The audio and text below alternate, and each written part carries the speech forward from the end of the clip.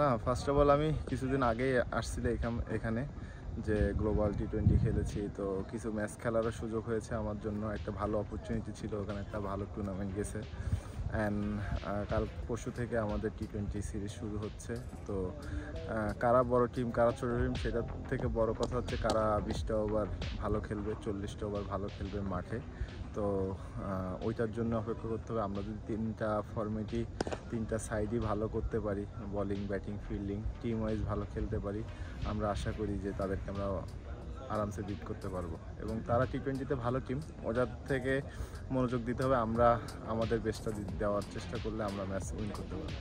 আরেকটা জিনিস, আমরা নর্মালি ওয়ান ডে ক্রিকেটে আমরা বরাবর ভালো খেলে আসছিলাম, কিন্তু লাস্ট দু একটা সিরিজ আমাদের ভালো যায়নি। তারপরে তার মধ্যে একটা ভালো জিনিস আছে যে আমরা ব্যাটসম্যানরা অ্যাটলিস্ট 300 রান করছি, এটাও একটা ভালো দিক। এবং আমাদের বলাররা সবসময় ভালো করে আসতেছিল। এই সিরিজটাতে হয়তো একটু তারা স্ট্রাগল করছে। আমার কাছে মনে হয়, আশা করি তারা এই যে সামনে টি-20তে কামব্যাক করবে। অ্যান্ড তার পাশাপাশি আমরা ব্যাটসম্যানরা যারা রান করছিলাম বা রান করছে সবাই, যেহেতু আমরা ওয়ানডেতে 300 রান করছি, এইখানে যদি তারা সেটা ধারাবাহিক বজায় রাখতে পারে তো বলার আর ব্যাটসম্যান মিলে একটা ভালো টুর্নামেন্ট হবে।